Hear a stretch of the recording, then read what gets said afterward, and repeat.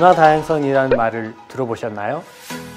네, 문화다양성이란 문화가 표현되는 다양한 방식을 뜻합니다. 다문화 가정뿐만이 아니라 세대, 지역, 젠더, 예술, 인종, 전통 등 다양한 영역에서 나타나는 문화의 차이를 말합니다. 안녕하세요. 나마스테. 저는 네팔에서 온 수잔이라고 합니다. 오늘 문화다양성 캠페인 통해서 차이가 차별이 되지 않으려면 하는 주제에 오늘 이렇게 여러분들 앞에서 강의를 하게 되었습니다. 반갑습니다.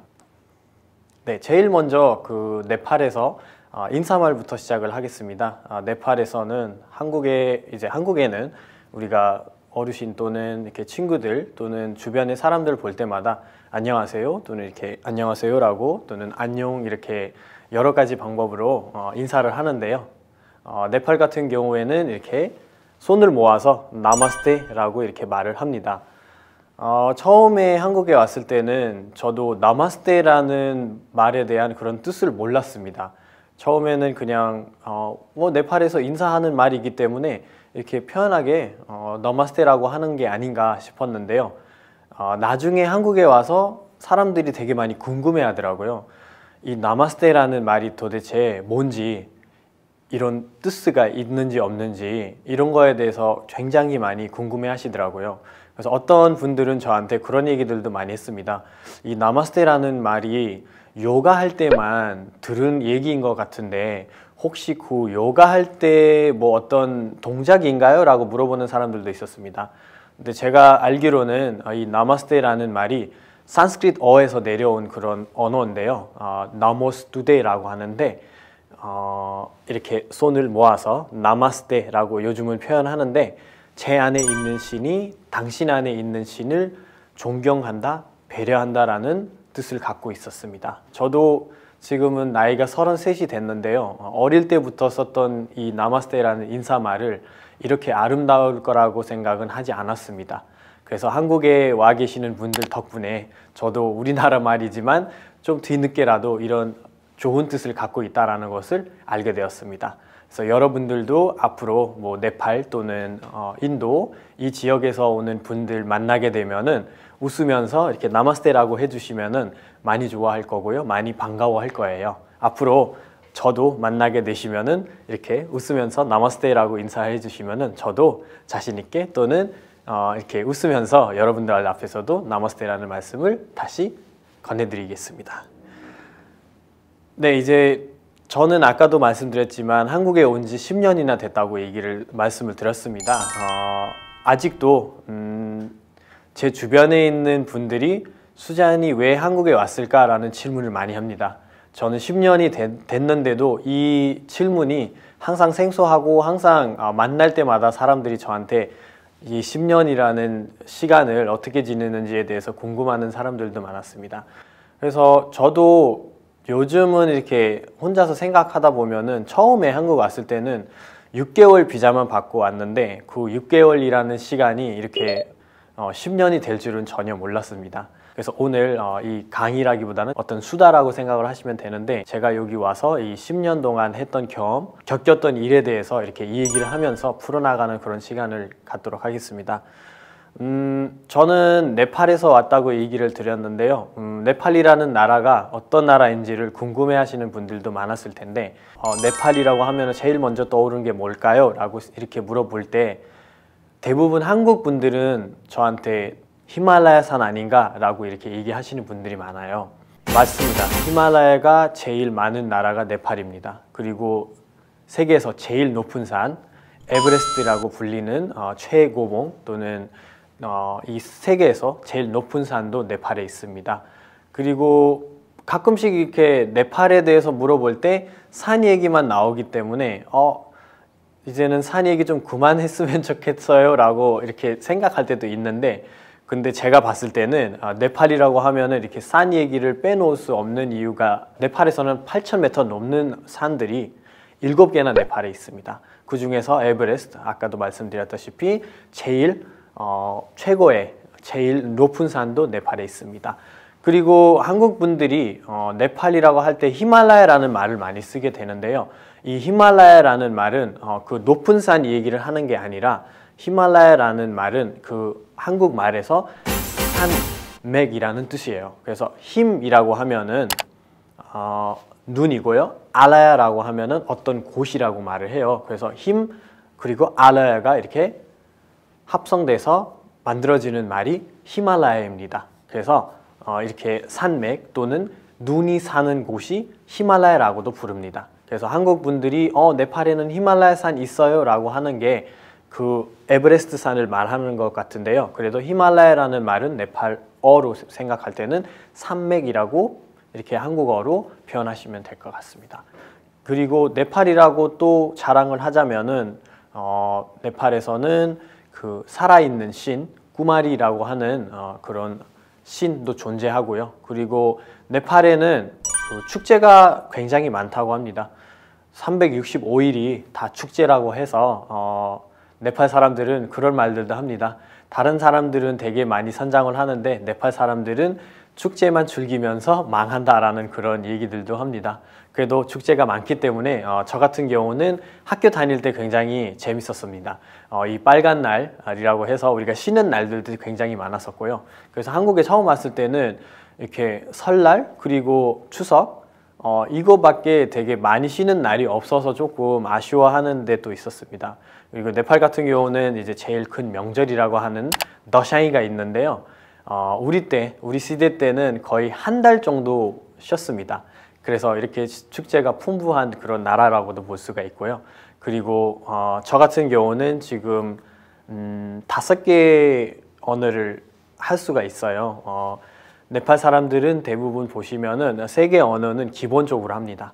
일단은 하나는 그 모국어 또는 부족어라고도 해서 부족어부터 일단 시작을 하게 되었고요. 그 다음에 학교 들어가게 되면은 네팔어를 배우게 됩니다. 네팔어는 이제 공식 언어로 이제 발달돼 있고, 그리고 네팔 사람들끼리도 공부하거나 또는 소통할 때는 이 네팔어를 쓰게 됩니다. 그리고 인도랑 우리는 국경이 가까워서 인도의 문화도 많이 접하게 되기 때문에 인도어도 하게 됩니다. 그리고 어떤 네팔 분들은 이렇게 우르두어 또는 파키스탄에서 쓰는 어들도 많이 하고요. 그리고 학교 같은 경우도 우리가 영어로 수업을 이렇게 선택할 수가 있어요. 그래서 대부분 네팔 사람들은 3개 언어는 기본으로 하고요. 그래도 4개, 5개 정도 언어를 할 수 있는 사람들도 네팔에 볼 수가 있습니다. 그리고 네팔이라고 하면은 또 종교가 굉장히 다양합니다. 네팔에서는 대부분 사람들 힌두교를 믿기는 하지만 그래도 불교 또는 뭐 이렇게 기독교 또는 무슬림 믿는 사람들도 한 군데에서 이렇게 살고 있습니다. 그리고 네팔에서는 어떤 종교의 갈등이라고 없는 것 같습니다. 제가 아직까지 봤을 때는.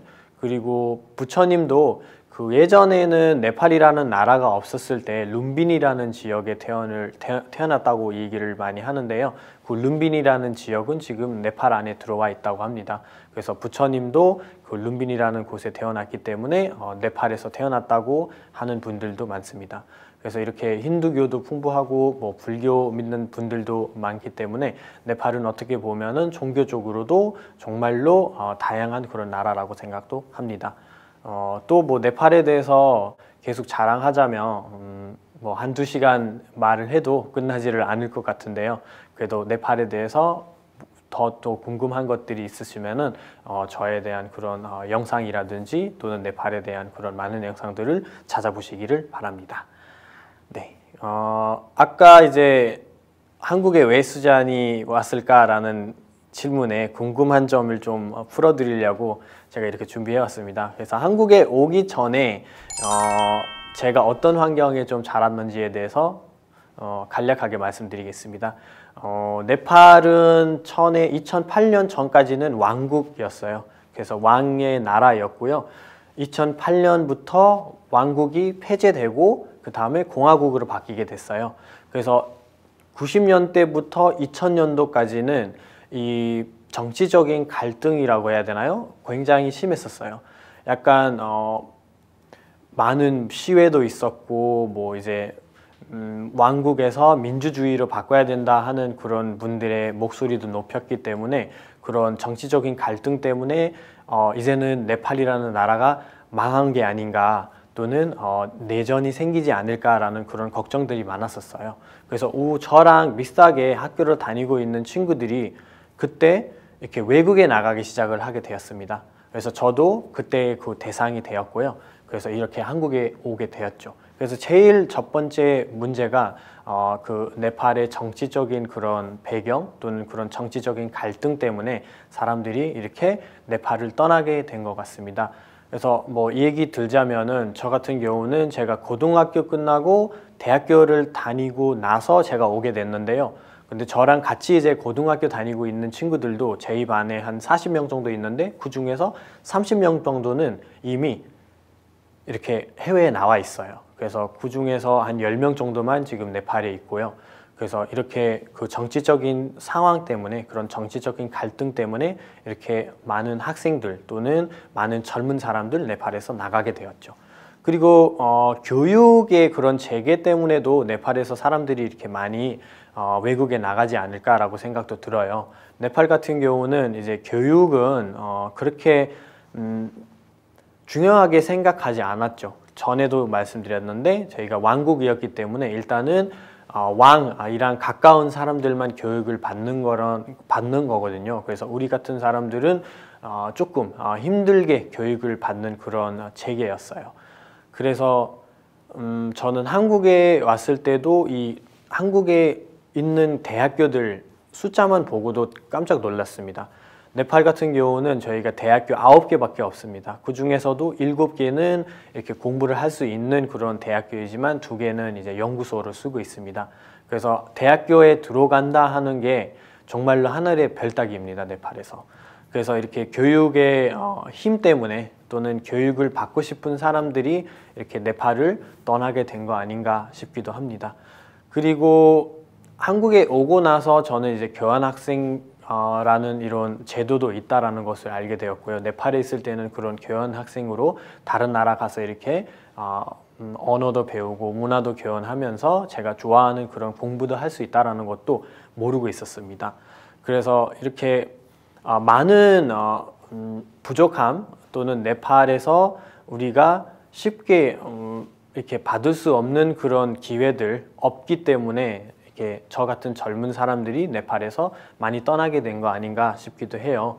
그리고 이제 저는 여기 와서 이렇게 공부도 하고 회사도 다니고 지금 방송 일도 하면서 여러 가지 활동을 하고 있는데 사람들이 이렇게 쉽게 저한테 질문할 때가 있어요. 수자는 되게 쉽게 한국에 왔을 것 같아요 라고 이렇게 물어봐요. 그리고 수잔이 부자 아닌가?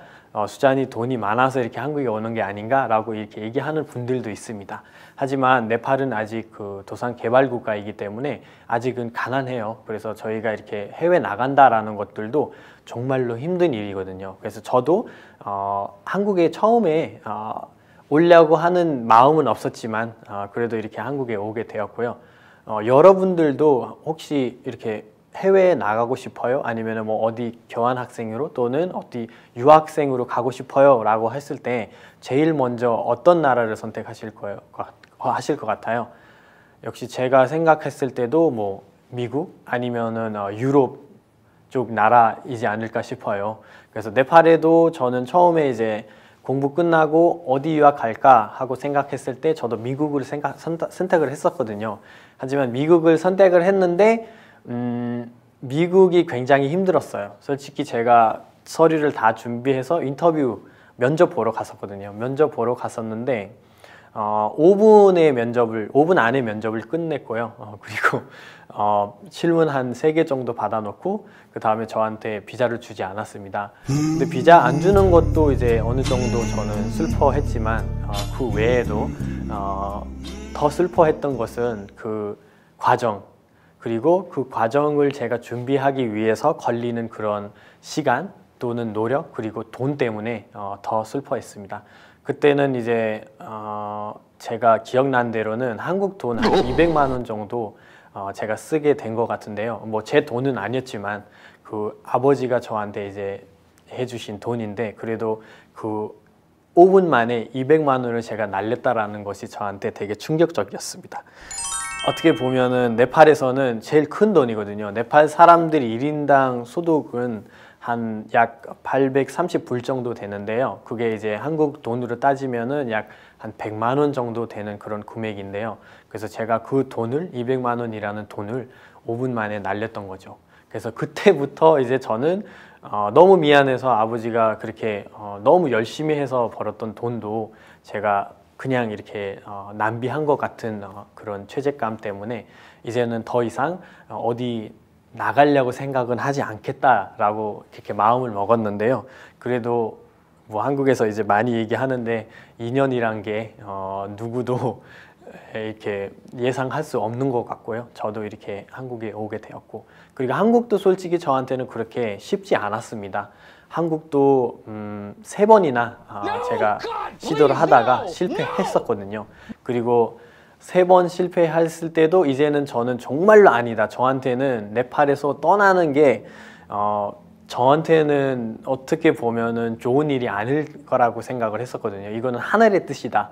저한테는 어디 나가라고 하는 게 최다라고 생각을 하고 있었거든요. 근데 그때 저희 아버지가 딱 저한테 하는 말이, 이 3번 떨어진 거는 재수 없어서 떨어진 거고 4번째 한번 해보고 그때도 안 되면은 너 마음대로 해라 라고 이제 아버지가 저한테 말씀을 하셨어요. 그때 저도 이제 어느 정도 길이 보이는 거죠. 이제 4번째 한번 시도해보고 그때도 안 되게 되면은 이제는 저도 다른 갈 길이 생길 거고 아버지도 저한테 뭐라고 하지 않을 거다 라고 해서 그때 4번째 이제 신청을 하게 되었는데, 그때 이렇게 한국에 그때는 오게 되었어요. 그래서 한국에 오게 됐는데 처음에 이제 너무 어리버리하면서 왔죠. 왜냐면 한국에 대해서 제가 알고 있는 그런 정보들도 없었고요. 솔직히 한국에 대해서 조금씩 알고 있는 것들은 우리 아버지 친구들 때문이었습니다. 그 근로자로 한국에 오래 일하고 계시는 분들이 가끔씩 이렇게 한국에 대한 얘기도 해주고, 그리고 산을 좋아하시는 분들도 이렇게 한국에서 오실 때 우리 아버지가 좀 도울 때가 있었거든요. 그런 식으로만 이제 한국에 대해서 어느 정도 알고 있었고, 그 외에는 다른 그런 정보들은 없었습니다. 그리고 저 같은 경우는 항상 뉴스에 보는 게 뭐 남북한 전쟁 이런 것만 들었기 때문에 한국에 대한 그렇게 좋은 이미지라든지 또는 한국에 대한 그런 좋은 추억들은 없었던 것 같고요. 그런 좋은 정보들도 접하지 않았던 것 같아요. 한국에 처음 왔을 때는 아무것도 모르고 왔죠. 그래서 처음에 왔을 때는 한국어도 모르고 뭐 한국이라는 나라 어떤 나라인지, 한국에서는 어떤 풍습들이 있는지 이런 것도 전혀 몰랐었거든요. 그래서 그때 기억난 사건 하나 있는데요. 그 한국에 처음으로 이제 오게 됐는데 6개월 비자 받고 왔어요. 그래서 그때는 이제 생각했던 거는 어차피 6개월 끝나고 나서 다시 네팔에 갈 거니까 저는 해외도 가본 적이 없고 일단 6개월 동안 아버지가 돈을 내주기 때문에 저는 와서 그냥 가면 될 거라고 생각하고 막상 왔죠. 근데 왔는데 일단은 내리자마자 이 한국어가 통하지 않았습니다. 그때는 이제 그 공항에 내리면은 이렇게 서류들을 다 이제 확인하고 여권도 확인하고 그런 절차가 있는데요. 요즘은 되게 많이 좋아지더라고요. 예전 같으면 이렇게 말도 해야 되고 뭐 질문하면 대답도 해야 되기도 했었는데, 요즘은 다 이제 디지털로 좀 바뀌었기 때문에 우리가 이렇게 손가락 인식만 하면은 우리 언어로 이렇게 다 말을 하잖아요, 요즘 기계에서. 근데 그런 것은 제가 왔을 때 2010년에는 없었거든요. 그래서 그때 이제 그 출입국에 그 직원분이 저한테 무슨 얘기를 했는지 하나도 알아듣지를 못한 거예요. 그때는 이제 영어도 그렇게 많이 안 쓰는 거라서 저도 영어로 얘기를 하고 있었는데 그분은 한국말로 얘기하고, 그래서 이렇게 의사소통이 좀 안 될 때가 있었어요. 근데 그분이 저한테 뭐를 부족하다라고 한 것 같은데 저는 그게 전혀 무슨 얘기하고 있는지를 몰랐던 거예요. 그래서 갑자기 저는 또 처음으로 이렇게 한국어를 사람이 라이브로 이렇게 얘기하는 거 그때 처음 들었거든요. 그래서 저한테는 그 한국어라는 톤이 너무 높았었어요. 그래서 저한테 무슨 부탁을 하거나 저한테 무슨 얘기를 하고 싶은 건데 저한테는 화낸 것 같아서 제가 무슨 잘못했나, 제가 네팔에서 왔는데 서류가 좀 잘못했나 하면서 안절분절을 못하고, 그때 제가 알겠습니다 하고 거기서 떠나고 이제 인포메이션 그 데스크 쪽에 가겠습니다 하고 갔는데 그 가방을 들고 있었는데 그 가방도 거기다가 그냥 놓고 가게 됐어요. 근데 갑자기 가방을 거기 놓고 가게 되니까 사람들이 저를 갑자기 기다리라고 했어요. 근데 기다리라고 했는데 이제 경찰 뭐라 해야 되나요? 이렇게 공항 경찰 분들이 저 기다리라고 계속 했는데 저는 뭐가 잘못된 줄 알고 뛰기 시작했어요. 그래서 그 한판 공항에서 어마어마한 일이 생겼어요. 저는 여기서 뛰고 있고 여기서 사람들이 기다리라고 하고 저는 무슨 잘못을 했을까 봐 엄청 뛰면서 그때 잡혔어요. 근데 잡혔는데 그분들이 이제 이 가방을 가져가라고 이렇게 공항에서 가방을 그냥 버리고 가면은 안 되지 않을까 라면서 이제 영어를 좀 할 줄 아는 분을 저를 데리고 와서 이렇게 설명을 하시고 그때 제가 잘못했던 것은 이제 학생으로 왔는데 초록색 어떤 종이를 제가 작성을 했어야 되는데 빨간색 종이를 제가 작성을 했던 거였어요. 그래서 이렇게 간단한 그 문제를 해결을 하지 못했고 그때 처음부터 저한테는 이제 스트레스가 많았죠. 이제 한국에 어떻게 살지? 오자마자 이런 일이 생겼는데 6개월 동안 제가 이제 여기서 어떻게 생활을 해야 되는지 거기서부터 조금 걱정하기 시작했죠. 그래도 이제 한국에 와서 한국어 또는 그 단국대학교에 있는 어학연수를 하면서 한국어를 조금씩 이렇게 배우기 시작했고 한국어를 배우면서 한국에 있는 그런 문화에 대해서 또는 한국 사람에 대한 그런 선입견들도 천천히 이제 없어지기 시작했죠. 그리고 저는 이제 학생 시절 때 한국에 와서 제일 많이 했던 게 알바예요. 저는 이제 네팔에서 왔는데 아까도 얘기 들었는데 네팔에서는 그렇게 이제 돈을 쉽게 이제 제가 받기가 힘들었어요. 그래서 제가 이제 어학원을 다니고 있었는데 제일 많이 했던 게 한국에서 알바였어요. 그때는 이제 처음에 한국말을 못했을 때 좀 말이 필요 없는 그런 알바들도 많이 하게 되고 공장에서도 일을 하게 되었고 제가 솔직히 말하자면은 한국에 있는 알바들을 거의 다 해본 것 같아요. 그 중에서도 제가 학교를 다니면서 이제 많이 했던 알바는 고깃집 알바였어요. 그 고깃집도 이제 밤에 늦게까지 하기 때문에 저는 이제 공부를 끝내고 알바하고 그 다음에 다시 또 공부할 수 있는 그런 알바이기 때문에 그때 이제 고깃집 알바를 좀 오랫동안 했던 것 같아요. 이때 알바를 했을 때 하나 사건이 있었어요. 사건이라기보다는 그냥 그런 좀 안 좋은 일이 있었어요. 네, 혹시 그 삼삼데이라고 이제 한국에서 많이 표현을 하는데 혹시 삼삼데이에 대해서 아세요? 솔직히 이렇게 삼삼데이라고 얘기하면은 고깃집 알바생들은 제일 싫어하는 날일 것 같아요.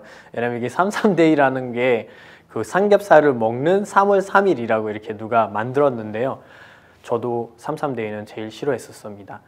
그래서 이때 삼삼데이 때도 어떤 알바를 그대로 하고 있었는데 이날 굉장히 바빴어요. 손님들도 많이 오고 그래서 너무 왔다 갔다 하면서 다들 이렇게 서빙을 하면서 그러고 있었는데 갑자기 어떤 50대 좀 후반 되는 아저씨가 갑자기 소리를 지르기 시작합니다. 여기요 이러면서. 그래서 저는 이제 무슨 일 있나 해서 뛰어가서 이제 그분을 상대를 하게 됩니다. 그래서 손님 무슨 일이 있으세요? 뭐가 필요합니까? 이렇게 물어봤는데 갑자기 소리를 지르면서 이 집에 소금 기름장도 없냐? 이러면서 소리를 지르셨어요. 그래서 제가 죄송합니다. 제가 갖다 드리지 못했습니다. 다시 가서 갖다 드리겠습니다 하고 기름장을 갖다가 다시 드렸어요. 근데 기름장을 갖다 드렸는데 딱 받고 저를 쳐다보면서 그래서 냄새가 나는구나 라고 이 말씀 하나를 하신 거예요. 그때 저는 왜 제가 냄새가 나죠? 왜 저한테 이런 얘기를 하시죠? 제가 무슨 잘못했나? 그러니까 여러 가지 이렇게 생각들이 딱 저한테 이렇게 꽂히게 됐죠. 그래서 제가 무슨 잘못했는데 저를 그냥 냄새 난다고 얘기를 하죠. 어떻게 보면 화도 났죠. 그래서 이 아저씨를 제가 어떻게 할까요? 하면서 되게 고민을 많았었어요. 여러분들도 이런 상황이 생길 때 어떻게 하시죠? 네, 되게 궁금하거든요. 저도 그날은 되게 화가 나고 정말로 이 아저씨를 제가 어떻게든 한번 때려볼까? 라고 생각까지 했었거든요. 근데 그날 저도 모르게 그런 힘이 좀 생겼던 것 같아요. 그때는 저는 차분하게 좀 그 말이 저한테 너무 힘들게 들어왔지만 그래도 저는 거기서 좀 인내를 내고 조금 기다리면서 죄송합니다라고 일단 말씀을 드렸습니다. 죄송합니다. 제가 너무 바빠서 이 소금 기름장을 손님한테 드리지 못했습니다. 다음에는 꼭 이렇게 우리 집을 찾아와 주시면은 제일 먼저 와서 이렇게 기름장을 갖다 드리겠습니다. 오늘은 정말로 죄송했습니다. 다음에 또 올 때 잘해 드리겠습니다 하면서 제가 이렇게 고개를 숙이고 사과를 했습니다. 근데 그때 일을 끝나고 집에 갔는데 이제 기분이 너무 꿀꿀해서 아마 잠도 못 자고 제가 뭘 잘 못하지도 않았으면서 저한테 냄새 난다고 얘기까지 하셨는데 제가 또 거기서 사과까지 하고 왔네? 이러면서 조금 마음이 불편했는데 지금 와서 생각을 하면은 그날 그분이 저한테 그런 말씀을 했었지만 저는 제가 이겼던 것 같다고 생각을 해요.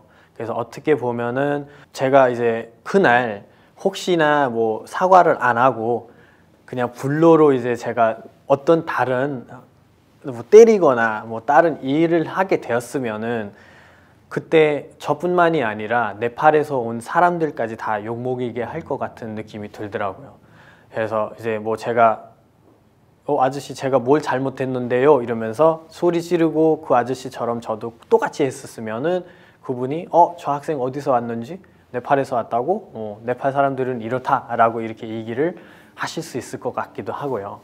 그래서 일단은 그때 제가 어떻게 보면은 그냥 참았던 것 같기도 하는데 그래도 그렇게 참고 이렇게 좀 시간이 좀 두고 이렇게 보니까 그런 분노 또는 제가 거기에 했던 행동보다는 더 효과적인 거 아닌가 싶기도 했습니다.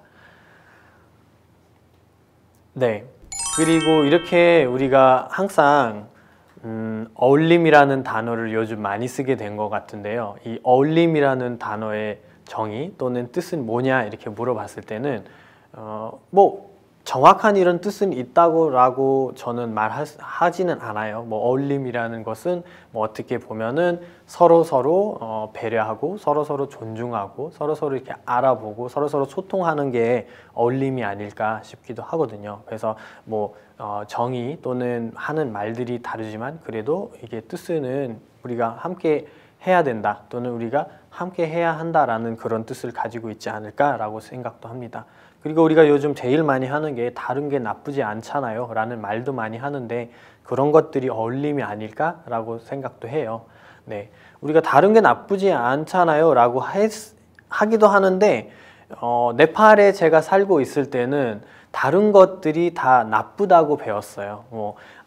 네팔 같은 경우는 그 계급 사회가 있습니다. 계급 사회가 뭐라고 이렇게 말씀드리자면 쉽게 얘기하자면 한국에서 옛날에 그 조선시대 때 뭐 양반, 평민, 뭐 천민 이런 식으로 이제 우리가 계층을 만들잖아요. 비슷하게 네팔에도 그런 계층이 있었습니다. 우리는 그거를 계급 사회라고도 하는데 그래서 이제 너무 위층에 계신 분들은 브라민이라고 하고요. 그 다음에 밑에 계신 분들은 체트리라고 하고 그 다음에 베이샤라고 하고 수트라 또는 널리드라고 해요. 그래서 브라민이라는 사람들은 신과 가까워하는 사람들, 신의 어떤 후보들이라고 이렇게 표현하기도 하고요.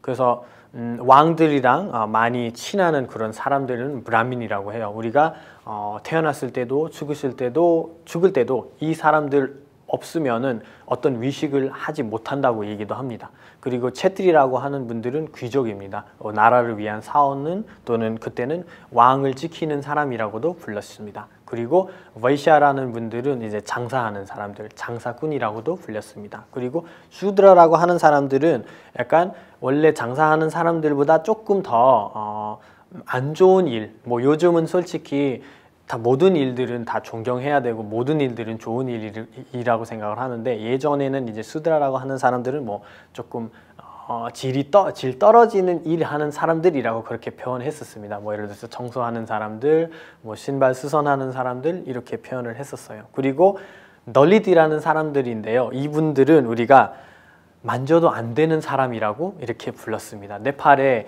이게 어느 정도 심했냐면요. 자별이 이 널리디라는 분들이 만지는 물을 마시면은 우리가 지옥에 간다 또는 우리는 죽는다라는 것까지 이렇게 얘기를 했습니다. 이렇게 네팔에서는 이 계급사회가 법적으로 1962년도에 없어졌지만 아직도 사회적으로는 이게 아직도 남아 있습니다. 뭐 예를 들어서 저희 할머니 같은 경우는 지금 거의 82세가 되셨는데 나이가 꽤 드신 분인데도 이 사회적으로 우리 할머니가 배웠던 것은 아직도 바뀌지 않았습니다.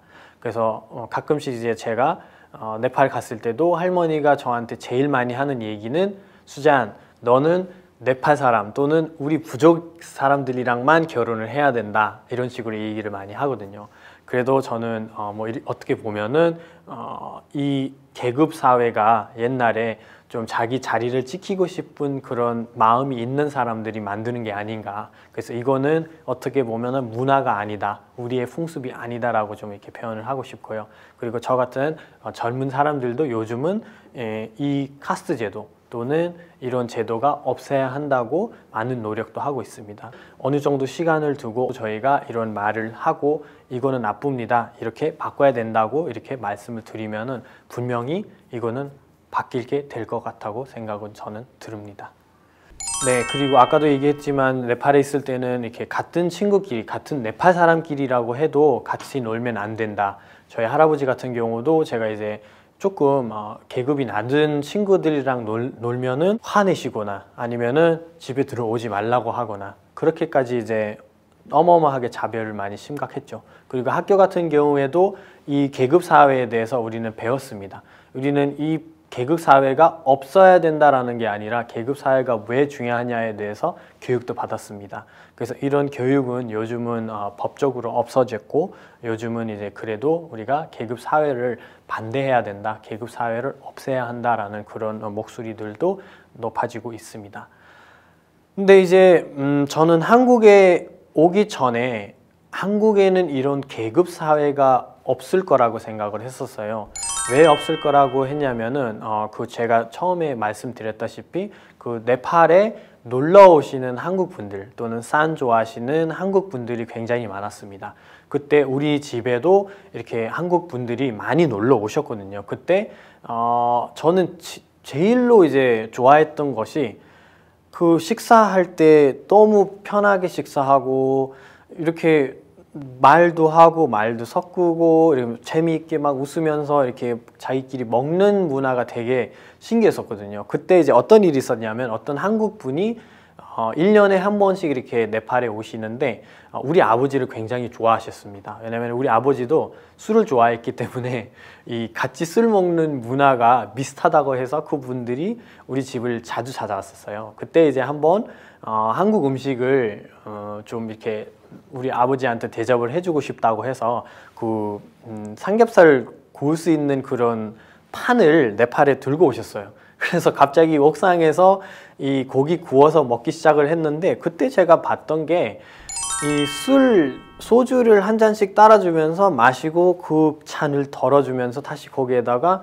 이렇게 술을 따라주시고 또 마시고 이런 거를 보면서 와, 이거는 네팔에서는 진짜 있을 수 있는 일이 아니다. 저한테는 상상 초월이었거든요. 그때는 처음으로 와, 한국은 되게 개방적이다. 이렇게 음식도 따로 먹고 그리고 뭐 높은 사람 뭐 이렇게 이런 것도 지키면서 이렇게 너무 재밌게 하네요. 이런 생각이 들더라고요. 네팔에서는 정말로 우리가 식사만 할 때도 어르신부터 먼저 식사를 해서 그 다음에 이제 우리가 식사를 해야 되고 또는 밥 먹을 때 뭐 얘기하면 안 되고 뭐 이렇게 엄격한 그런 시간들만 이제 지나왔었는데 갑자기 한국 분들이랑 이렇게 식사를 해보니까 되게 색 다르더라고요, 저한테는. 그래서 한국에는 이런 계급 사회가 없겠다. 네팔처럼 이렇게 얘는 널리디다, 얘는 브람민이다, 얘는 하위권이다, 얘는 상위권이다 이러면서 이제 그런 얘기를 하고 그런 계급을 이렇게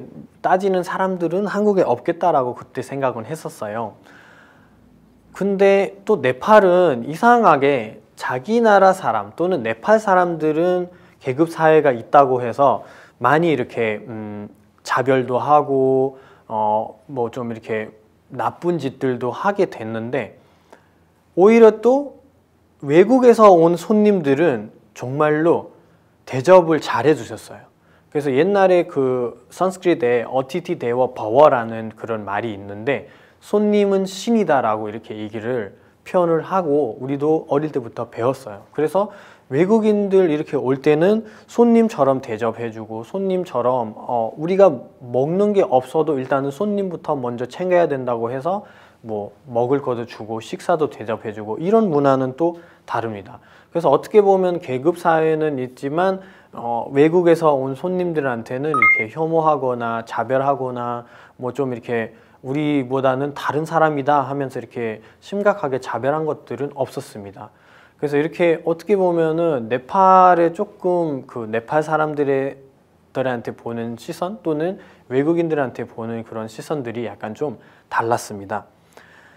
근데 이제 한국에 와서 저는 약간 그 선입견들이 되게 많았었어요. 저는 이제 뭐 한국에는 그런 계급 사회라는 게 없을 거다, 그런 생각을 많이 했었는데, 이제 한국에서 한국어를 어느 정도 공부하고 그 다음에 한국어 어학연수를 끝내고 제가 이제 학교를 입학하게 되었는데요. 그때 이제 어떤 학생이 하는 얘기가, 수잔 혹시 부자예요? 수잔 혹시 왕자예요? 라고 이렇게 많이 물어봤었어요. 근데 저는 어떻게 보면은 좀 기분이 좋았죠. 저 왕자라고요? 저 부자라고? 왜 제가 이렇게 좀 잘 입고 다니나 학교를? 아니면 제가 잘생겼나? 막 이런 식으로 이제 좀 좋게 받았는데, 근데 왜 부자라고 생각하죠? 라고 제가 이제 물어봤는데, 한국은 비싸고 등록금도 비싸고 생활비도 비쌀 텐데 수자는 여기서 이제 4학년까지 하고 이제 곧 졸업하잖아요. 그래서 그 공부를 하기 위한 그만큼 돈을 있다는 거 아니에요? 라고 이렇게 물어본 거예요. 근데 그때는 저는 약간 좀 그런 선입견이 있었던 거에 대해서 좀 불안전하고, 저는 왜 이렇게 부자여야 이렇게 외국에 나가서 우리가 공부를 할 수 있는 건가? 그렇게 생각을 하게 되고, 제가 부자 아니면은 뭐 다른 나라 가서 제가 이렇게 공부를 할 수 없을까라는 그런 생각도 하게 되었고요. 뭐 나쁜 것은 아니지만 그래도 어떻게 보면은 이렇게 부자여야 또는 돈이 있어야, 아니면 제가 그 위치가 있어야 제가 이런 대우를 받을 수 있나? 라는 것도 이제 좀 생각을 하게 되고, 조금 불편하고 조금 이렇게 씁쓸했지만, 그래도 지금은 그런 선입견은 없을 거예요. 저도 뭐 그때 이제 장학금을 받았고 저도 열심히 하면서 여러분 저처럼 같은 학생입니다 라고 이렇게 풀어나갔죠. 네, 그리고 뭐 아까부터 한국에 대한 뭐 선입견이 있다, 또 한국에 와서 저는 자별도 있었다, 이런 얘기만 되게 많이 한 것 같은데, 그 외에도 제가 한국에 10년 이상 살았기 때문에 정이라는 그런 문화도 느끼게 된 것 같고요. 뭐 외국인들한테는 이렇게 쉽게 정이라고 하면은 뭔지를 이렇게 얘기할 수가 없어요. 이거는 한국에 오래 있고 한국의 문화를 접하게 되고 한국을 좀 좋아하게 되면은 생기는 그런 말인 것 같은데요. 뭐 어디 가거나 이렇게 상대방한테 이렇게 배려해주고 생각해주는 것들은 있었지만, 그래도 한국의 그 정이라는 것은 조금 저는 다르게 느낀 것 같아요. 뭐 간단한 얘기이지만 저는 이제 학교 생활을 하면서 기숙사 생활을 많이 했었거든요. 그 기숙사 생활 할 때도 저는 맨날 이제 매일매일 알바하고 지치고 이렇게 힘들어하면서 이렇게 들어올 때가 많았거든요. 그때 이제 저를 항상 이렇게 도닥도닥 해주면서 저를 이렇게 달래해주는 그런 경비실 아저씨가 계셨는데요. 그분이 항상 저는 한국어가 좀 부족하다 또는 한국어 아직 배우고 있다라는 것을 알고 있고, 그래서 항상 오면서 저한테 먼저 인사를 건네주셨거든요. 뭐, 안녕하세요 수잔, 오늘도 알바하고 왔어요? 이러면서 되게 천천히 말씀을 또박또박 하시면서 제가 알아듣게끔 그런 식으로 얘기를 하셨거든요. 근데 그분이 한번 저한테 이렇게 알바 좀 늦게 끝나고 들어왔는데 검정색 이렇게 봉투를 건네주면서 방에 가서 먹어요 라고 하셨어요. 근데 방에 와서 이렇게 열어보니까 안에 딸기가 들어가 있더라고요. 그래서 저한테는 그 딸기가 되게 소중한 딸기였어요. 저를 이렇게 누군가는 타지에 와 있었는데 이렇게 생각해 주시는 분들도 있구나. 저를 이렇게 생각해 주시고 저를 좀 힘내라고 이렇게 응원해 주시는 분들도 주변에 많이 있구나라고 그때 생각을 하게 되었고요. 그리고 방송을 나오고 또는 조금 이제 제 자신에 대해서도 많이 알려주고 네팔에 대해서도 알려주기 시작하고 나서 되게 많은 사랑들도 받았습니다. 그 중에서도 제일 기억에 남는 게 에피소드 하나가 있었는데요. 제가 그때 이제 방송을 나오고 나서 이제 지하철을 좀 많이 이용을 했었어요. 근데 지하철을 이용하고 있을 때 그때 마스크를 착용하고 지하철에 앉아 있었는데 옆에서 어떤 여학생이 저 이제 여기다가 툭툭 이렇게 치면서 이 핸드폰에 이렇게 문자로 뭐를 써갖고 저한테 이렇게 보여주시더라고요. 그래서 저는 이제 핸드폰을 가져서 이렇게 봤는데 핸드폰에 혹시 그 네팔 수잔 맞아요? 라고 이렇게 여기 적혀 있더라고요. 그래서 저도 그거를 갖고 네 라고 이제 답장을 해줬어요. 근데 갑자기 다시 또 이렇게 주니까 수잔이었어요? 진짜 와, 저 그 비정상회담이라는 프로그램을 잘 지켜봤는데 여기 이렇게 만나네요. 근데 저 어떻게 해요? 사진을 하나 찍고 싶은데 여기 약간 공공장소고 지하철 안이니까 되게 불편하실 것 같은데 라고 이렇게 저한테 보여줬어요. 근데 제가 아니 괜찮아요, 사진 찍으셔도 돼요 이랬는데 또 핸드폰을 줬는데 거기서 쓴 게 아니에요, 괜찮아요, 저는 수잔 씨를 응원을 하고 있고요, 나중에 또는 편한 데에서 이렇게 뵙게 되면은 제가 그때 같이 또 사진을 찍을게요, 그때 저를 기억해 주세요 하고 이렇게 다음 역에 내렸어요. 근데 그때도 이제 저는 딱 저한테 들었던 생각이 이렇게 소소하지만 저에 대한 그런 배려를 보여주시는 것들도 이렇게 정이 아닐까. 제가 뭐 그분이 그냥 수잔 하나 사진 찍어요 뭐예요 이러면서 찍고 그냥 나가도 되기는 했지만 그래도 그렇게 좀 배려해주고 저를 존중하면서 그 공간도 생각을 해주시는 것이 뭐 어떻게 보면 그런 정이 아닐까 싶기도 하고요. 그래서 그 중에서도 제일 많은 것을 이제 제가 한국에서 얻었지만 이렇게 조금이라도 제가 생각나는 그런 에피소드에 대해서 조금 얘기를 해봤습니다. 아까도 이제 뭐 그 선입견에 대해서 얘기할 때 그런 얘기가 나왔던 것 같은데, 우리가 부자 돼야 뭐 돈이 있어야 이렇게 외국에 나갈 수 있는 그런 상황은 아니고 요즘은 뭐 그런 장학금도 있을 거고, 그리고 한국 분들도 예전에는 그렇게 해외 취업을 하면서 해외 가서 일을 많이 했잖아요. 뭐 사우디 가서도 일을 많이 했었고 독일 가서도 그렇게 많이 일을 했었고 간부 또는 뭐 이렇게 또 힘든 일들을 하면서 이제 이 나라가 이렇게 됐잖아요.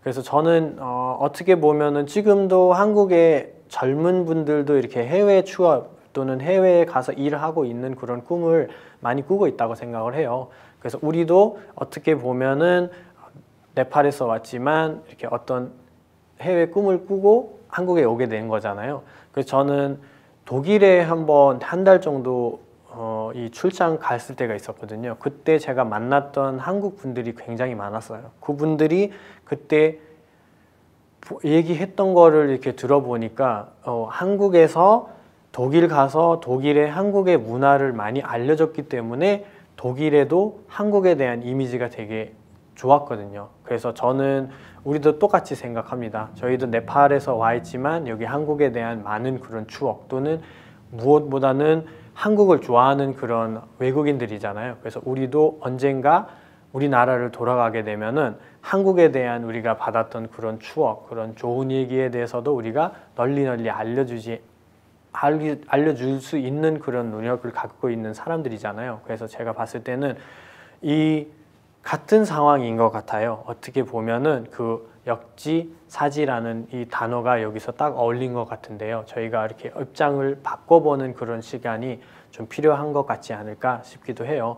그래서 저도 이 얘기도 하고 싶어요. 또는 외국에서 요즘은 뭐 해외로 와서 이제 공부하는 분 또는 해외에 와서 일을 하는 분 또는 뭐 이민자로 오는 분들도 있고 또 한국 같은 경우는 결혼 이민자들도 많은데 우리가 봤을 때는 뭐 한국에서 우리한테 해줄 수 있는 게 뭔가 라고만 생각하는 것도 틀린 것 같아요. 저희도 여기 와서 우리도 한국에 줄 수 있는 게 뭔지를 생각을 해야 된 것 같아요. 그래서 이렇게 입장을 좀 바꿔보면서 우리만 힘들다라는 것이 아니라 우리가 왜 힘들을까라는 것도 이제 생각을 하면서 이런 입장을 바꿔보고 저는 한국인 아니라서 저는 외국인이라서 항상 차별받아요 라고만 하는 게 아니라 제가 왜 차별을 받았을까? 제가 잘못하고 있는 게 뭘까라는 것을 좀 이렇게 입장을 바꿔보면서 이렇게 생각을 해보면은 어느 정도 저희가 얘기하고 있는 그런 소통의 문화 또는 그런 어울림의 그런 시대가 또는 그런 공간이 생기지 않을까라고 얘기를 드리고 싶습니다. 그리고 우리가 차별이라는 얘기를 많이 아까부터 했지만 그 차별이란 거 어디서 나올까? 이거에 대해서 좀 이제 우리가 알아봐야 될 것 같은데요. 제가 봤을 때는 이 차별이란 것은 우리가 모르는 것에 대해서 나온 거라고 생각합니다. 그래서 어떻게 보면 공포는 무지에서 나온다라고도 하는데 여기 간단한 하나 설명을 해드릴게요. 네팔에서는 이렇게 좌우로 머리 흔드는 게 네라고 하는 거예요. 대답을 네라고 하는 거예요.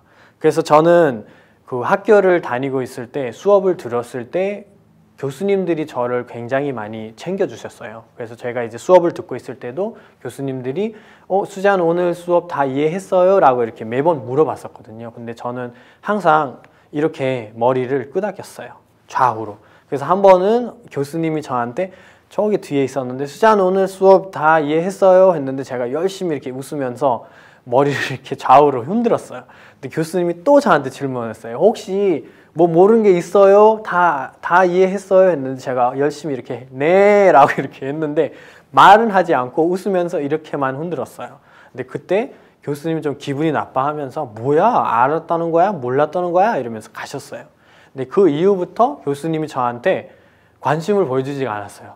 맨날 저한테 수업 오늘 이해했어요? 하고 물어보셨는데 그 이후부터는 수업 갈 때마다 저한테 물어보질 않았어요. 그래서 제가 뭐가 잘못됐나? 아니면 무슨 오해가 있었나? 하고 궁금하면서 교수님을 뵈러 갔죠. 교수님을 뵈러 가서 교수님 제가 무슨 잘못됐나요? 라고 얘기 물어봤을 때 그때 교수님이 하는 게 내가 한번 그때 수업 시간에 이해했냐고 물어봤을 때 웃으면서 네가 이랬잖아요. 이렇게 얘기를 했었어요. 근데 그때 제가 네라고 했어요. 교수님 했더니 이게 무슨 네예요? 한국에서는 이렇게 하는 게 네라고요? 아니에요. 한국에서는 이렇게 네라고 합니다. 라고 이제 그때 가르쳐 주신 거예요. 근데 저도 교수님 네팔에서는 좌우로 흔드는 게 네라는 뜻이라고 이렇게 말씀드렸는데 둘 다 이제 어떻게 보면은 오해가 있었던 거예요. 그래서 이렇게 소소한 거지만 저희가 이런 오해를 풀어주지 않으면은 그런 오해가 어떻게 보면은 차별이 될 수도 있다라는 거죠. 그래서 우리도 이렇게 다지에 나와 있지만 우리도 외국인으로서는 우리만의 그런 문화도 우리가 한국 사람들한테 이렇게 차근차근 알려주면은 이런 오해 또는 이런 차별이 좀 없어지지 않을까라고 이렇게 말씀도 드리고 싶습니다. 네, 요즘은 이제 글로벌 친구라고 이제 우리가 표현을 많이 하는 것도 좋을 것 같아요. 한국도 지금 보면은 이 옛날 통계를 가져왔는데 지금으로는 이제 더 이 숫자가 외국인의 숫자가 더 늘어나고 있어요. 한 300만 명 정도 될 것 같은데요. 그래서 저는 이렇게 얘기를 해주고 싶어요. 이 수많은 외국인 친구들을 친구로 삼으시는 게 나을까요? 아니면 적을 만드는 게 나을까요? 근데 저는 어떻게 보면은 이렇게 다양한 친구들한테 우리가 배울 점이 많고 저희도 이렇게 이분들한테 그 수많은 문화를 이렇게 접하면서 친구하면서 배울 수 있다고 생각을 해요. 그래서 이 친구들을 글로벌 친구들을 저희가 친구 만들면은 친구를 차별할 수가 없잖아요. 그리고 그분도 저를 친구라고 해서 쉽게 차별할 수가 없잖아요. 그래서 이런 차별 또는 이런 오해를 없앨 수 있다고 생각을 합니다. 그리고 이제 요즘은 저희가 이제 다문화 또는 타문화, 글로벌 시티즌 또는 세계인의 날 이러면서 많은 표현들을 쓰고 있는 것 같은데요. 요즘 점점 이제 세계화가 진행되면서 다양한 문화가 함께 공존하고 있습니다. 다른 문화에 우리가 가지게 된 경제심 또는 불편함 이게 다양할 거라고 생각을 합니다. 이런 문화에 대해서 틀린 것이 아니라 다른 것이라고 생각을 하고 수용하는 마음을 갖고 우리가 모두 함께 받아들인다면 이 사회가 더 좋은 쪽으로 발전해 줄 수 있지 않을까라고 생각이 듭니다. 그리고 또 이제 마지막으로 이 제가 좋아하는 분에 대해서 좀 얘기를 하게 되는데요. 그 100불짜리 지폐를 보시면은 거기 나온 분이세요. 예, 벤저민 프랭클린이라는 분이신데요. 화가이기도 하고 시도 쓰시고 또는 정치적으로 되게 많은 일을 하시는 그런 분인데요. 이분이 하는 말씀 중에서 하나가 저한테는 되게 마음에 들었던 것 같아요. 이 세상에서는 세 가지 종류의 사람이 있다고 하셨습니다. 첫 번째는 오늘 어떤 얘기를 들었는데 이 얘기는 좋은 건지 나쁜 건지 좀 판단을 하지 못하고 이걸 어떻게 해야 되는지를 모르고 그냥 듣기만 하는 사람.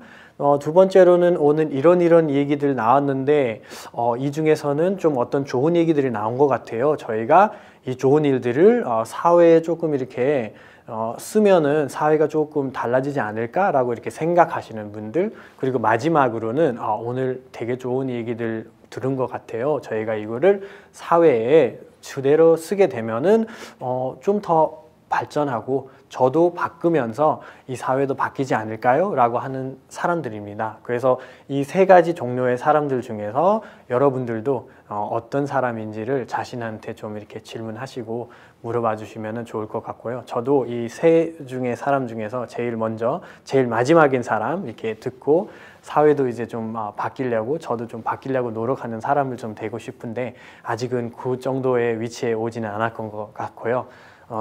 여태까지 제 강의 또는 수다를 들어주셔서 감사하고요. 그리고 앞으로도 이런 다양한 또는 문화 다양성 캠페인에 대한 그런 교육이라든지 또는 그런 프로그램을 많이 기대해 주시고 많이 사랑해 주셨으면 고맙겠습니다.